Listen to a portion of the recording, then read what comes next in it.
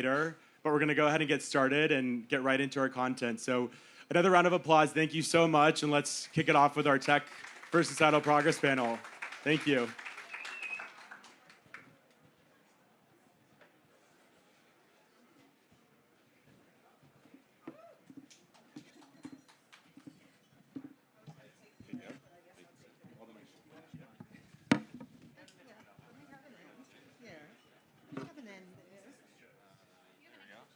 You're going to get me sit in the middle. All right. Oh, I'm loud. Hello, everyone. I am Lynne D. Johnson. I'm the content director of communities for Ad Exchanger and Ad Monsters. We have a great panel here and lots of folks. So let's do just a quick round of intros, just who you are, where you're from, what you do, but really quickly. Very fast. Matt Spiegel, lead growth strategy for TransUnion for our marketing products, and I happen to be from Chicago for what it's worth. Carmelia Fournier, I lead data measurement strategy for Comcast Advertising, and I'm based in New York. Phil Cowdell, an Englishman in New York. I look after Channel Factory, Chief Strategy Officer, after years of being part of WPP and Publicis. No comment. Spicy. I'm Jerry Daykin. I'm head of international media at Restaurant Brands International. You might know Burger King. And I'm also a WFA diversity ambassador. Hi, I'm Tom Hunter-Smith. I'm AVP Data Science at LoopMe, where we drive brand outcomes for customers. Okay. Well, now that you've met your future gazers, because that's who you are, not gazers, right? We're going to talk a little bit about AI and data, right? AI is everything right now, and data is everything as well, and it's something everyone wants more of. So let's, I think what's interesting is that what we've seen in the environment is that there's been a lot of pushback or pullback on DEI and pride, but we're seeing so much progress in tech. So I'm kind of interested in are tech and inclusivity moving in the same direction, right? Because we want to talk a little bit about societal progress, right? So you guys, how do you see these advancements in tech helping us to understand inclusivity a little better? I know you data people have a lot to say, right? Tom? Yeah, hey. Yes. Sorry, do you want me to answer that? Yes, about the advancements in tech. Yeah, okay, so... and how it's shaping inclusivity or leaving people out. So from our perspective, we are... it's natural as a company where we focus a lot of our innovation towards driving brand outcomes. But what we learned, sort of over the past 5 years as data has evolved and technology has evolved, is that is great value to be gained from really understanding where those biases come from in the data. So there's a real importance to sort of be humble, and rather than sort of focusing very narrowly on those goals, it's focusing actually how can we actually understand the audiences better so that we're actually addressing the populations our customers are interested in. So whereas investing in brand outcomes can have a very, very clear ROI, investing in understanding bias is actually really hard. So there's a really, a very, not a clear ROI. So we invested for a lot of time and nothing was coming of it. But then eventually we got to the bottom of it. We found that there's a real sort of symbiotic relationship there. So whilst you're sort of doing what's right for your advertisers, doing what's right for your customers, the upside is it actually helps to sort of improve results, as well as understand that sort of trade-off between sort of tech and actual making sure inclusivity is addressed. Right, so you guys can speak to that, but I'm curious, as a follow-up, what about representation and measurement? How are you seeing shift in KPIs? I can take this.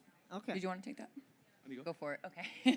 Want to make sure you all speak. Yeah. So I think we've evolved a lot from broad age gender audiences to much more specific audiences based on deterministic data. So we can leverage behavioral data a lot and to better understand interests, better understand lifestyles, better understand things of interest to the audiences so that we can better tailor advertising towards them. But can I be a contrarian here for a second? Of course Please you can. do. If I may. Brand safety. Remember all the WFA, GARM, long live GARM, etc., and all that segmentation. Didn't GARM that was get done? in trouble? Absolutely. Okay. But actually, so in the early days of brand safety, we used all these keywords to decide unsafe content. You know which category got most blocked and shouldn't have done? D, E, and I. In the pursuit of trying to do the right thing, we took all that stuff out.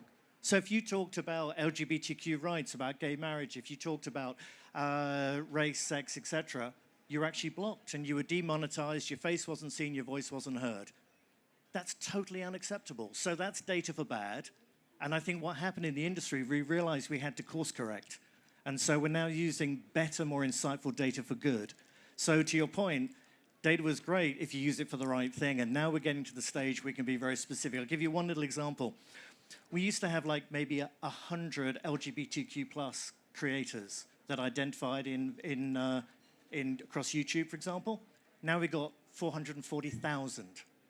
That means we can bring voice and value and money to that audience because we're using data properly and not for the wrong things. Get an amen for that. Come on. That needs an amen. Thank you. Phil, you have an example with like contextualization. In I'm YouTube. Matt, but sure. Not Matt. Matt, you have the underbanked. Oh, yeah, I But do. That's the one I was going to go with, but you Phil have- first. Phil, right. You said YouTube with contextualization, right? Yeah, so yeah, we look at YouTube as a company and just go, how do we find the I right mean, content? Matt, And sorry. as I was just saying, that you get to the stage where you can't make dumb decisions based on average data. And I think the further and deeper you get into it, the better. But the point I would make would be to echo that to some people, and most of the people in this room, we engage with those audiences because it's the right thing to do. Okay. To 99% of people, we have to do it to make money. And the pivot that we've seen across D&I, and I'm part of We Are Bridge, etc., Long Live Cheryl, etc., Yes. is that we actually make sure we can show performance, include the right people, and you drive more business. Right. So Right. that's what it's all about. It's performance that's also equitable. Right. I meant Matt. You had an example about the do. underbanked. Yeah, so if you think about what TransUnion's heritage as a company, for certainly those in the States, but some of you around the world might know as well, at the end, we provide credit scores. A whole different part of our business, has nothing to do with our marketing product, but there's a parallel here, which is one of the things that we have to deal a lot with is many populations are quote-unquote underbanked, which means don't have access to credit, don't necessarily use the banking system, and therefore it's a self-fulfilling prophecy. And you have to be very careful as we create these scores to make sure we're pulling the necessary data sets to be able to find those populations that otherwise wouldn't get access to the types of loans, credit cards, and other products that most of us then get access to. And so I think it's a very parallel to kind of what we're dealing with in this ad ecosystem is how do you make sure that you actually have the right data sets to be able to find and identify the types of consumers you're looking for? And I think, Phil, your point's right. Ultimately, because what most marketers do care about is driving performance and creating new customers. And so, yes, it turns out that, and our tagline is actually information for good, with the same idea. How do we find the types of data that allows us to identify the types of customers that will be performant in different categories? And one of the things that's resonant in all of us is to find the right data to be as inclusive on that as possible. Now, I know we'll get into the balance there because that's one of the challenges is we can take that too far, but certainly it's another example where there are the types of data sets possible to identify audiences of different dimensions that actually do work for companies, and that has the benefit of then being inclusive as well. And the only thing I'd add is I think there's a strange disconnect that sometimes data, tech, programmatic brings between like advertisers and the actual content itself. Like when I was young, I learned what being gay was, and certainly what gay men did through a TV show called Queer as Folk that advertisers funded and made happen. And nowadays, yes, there's sort of AI that we can just we can throw all our adverts in a box and different platforms can get it to the right people in the right places at the right time, wonderfully. But somewhere deep inside, don't we want to make sure we still fund some of that good content? And I think, when you talk to TV, even when you talk to Netflix and people, there is that sense when you talk to journalism, how do we make sure that in all this AI and all this technology, we still make sure we're funding great, brave storytelling? And I think especially for diverse communities, that's important, because if everything is averaged out otherwise, that storytelling vanishes. I probably won't go to that point, but but yeah, to the point of getting better audiences and using deterministic data and using behavioral data and using it for good, then you can get better measurement, drive better efficiency, get better results, to have a virtuous cycle of funding that same content that then can be aired more broadly and get bigger audiences, and et cetera, et cetera. But what happens when the data perpetuates bias? What happens then? Data always perpetuates bias. Every data set is biased. Every data set is biased. Listen, I think one of the big things we should all be expecting is transparency in what kind of data is being sourced and how it's being used. Right. That's, I think, is the key. So as we get more and more to a world of generative AI, that, again, at the end of the day, generative AI doesn't do anything without data, right? There is nothing for a model to learn if not from data. Insisting as we go through this next journey that the expectation is an understanding of what data is being used and what data is not being used allows us to at least investigate that bias. I think that's a key point. Can I give a tip for the audience? So when you're thinking about your data sets and thinking about the bias word, 3 things to think about. The first bias is the bias of the programmer or the prompter. So what's the inherent bias being put in the prompt in the actual person writing code? Second bias is of the data set. So think about what you're looking at, what it's being pointed at, what it's telling you. The third bias is the bias of the user. So you got 3 dimensions of bias. It exists, it's out there, both intentional and unconscious. So every time you're looking at it, thinking about the program bias, the programmer bias, not program like yours, the content bias and the user bias. If you do that, eyes wide open, you can do the right thing. So it's a really good point you make, Matt. But 3 biases. If I could just come into it from the perspective of a data scientist. So really, from our perspective at LoopMe, what we've always done is we've always built our models from the ground up so that we have complete oversight over everything that we build. That allows us to have a healthy level of scrutiny when we are looking at what's driving our campaigns, what's driving our advertisement.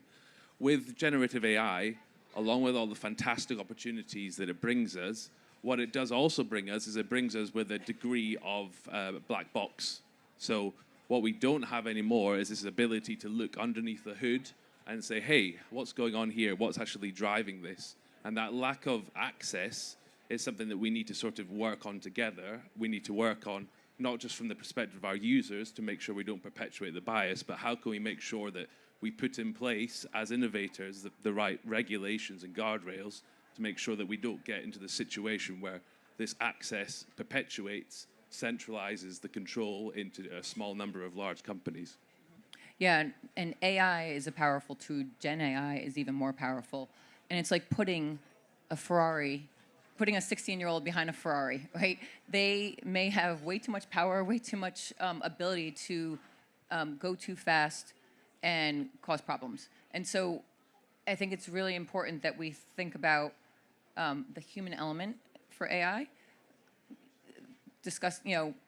checking all the boxes that Phil talked about in terms of biases, but also the human element of, do those results make sense?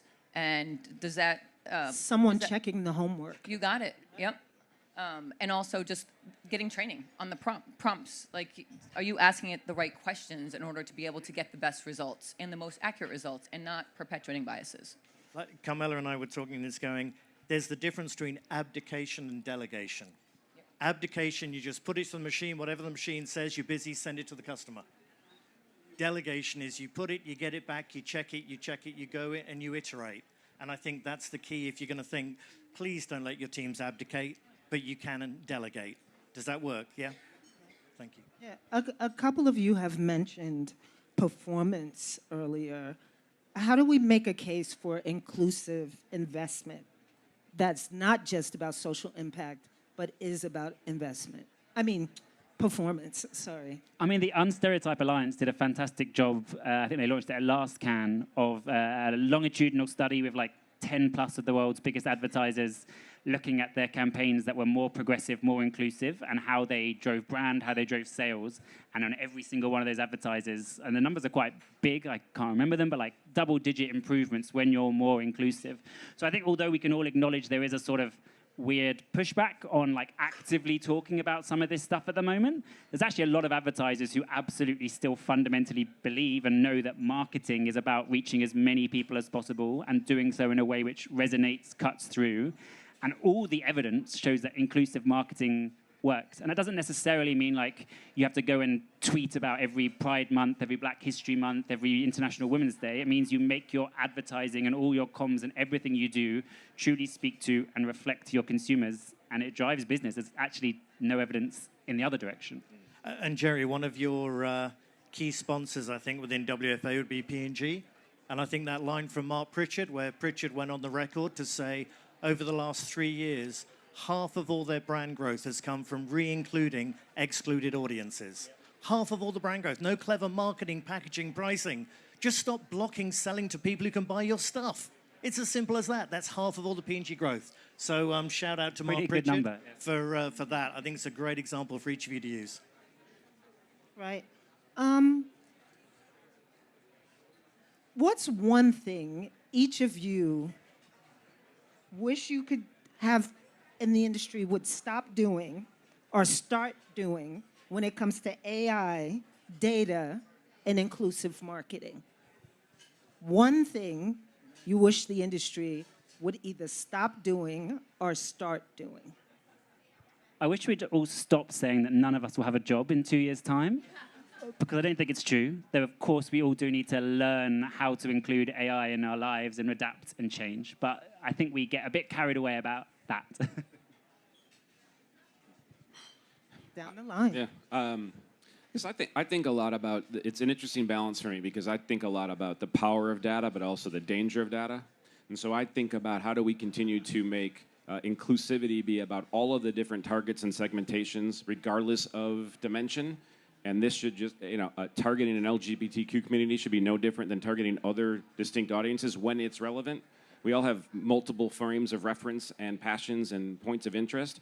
How do we make it normal for all of that to happen, whatever the right data tells us, and to make sure that we don't use data that is should not be sourced, and we continue to make sure we do suppress the types of signals that would be inappropriate for us to be using in marketing. I think both those things are key. I would add to that just that there's a lot of legislation in this area around data and sensitive personal information. And oftentimes they have good intentions but bad outcomes. And so to the extent that we can offer more real-life examples and help to shape, and as an industry, what those regulations are so that you can use data for good and not for bad, if you will, not for perpetuating bias, but for driving more inclusive messages and the right messages to the right people at the right time. I think one thing that we can learn from looking back at history is that we cannot rely upon governments to set the regulation on technology. Technology moves too fast.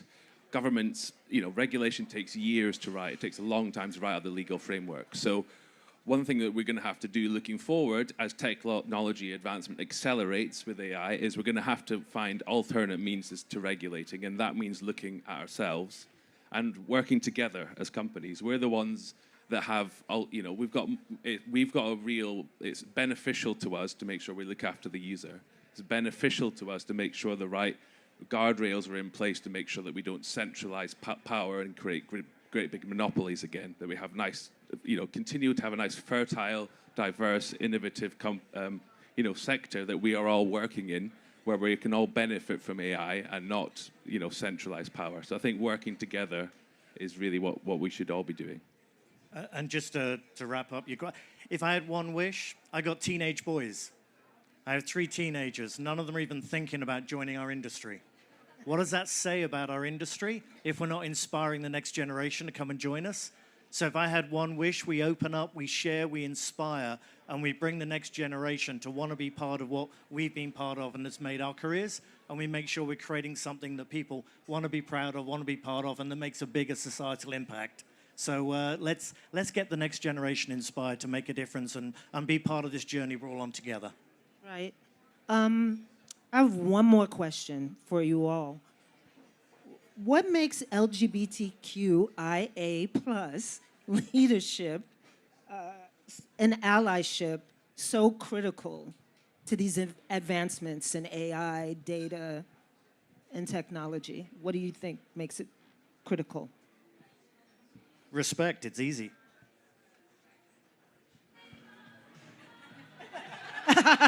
And there you have it. RESP. RESPECT. Thank you all. Thank you all. Thank you very much. All right, thank you.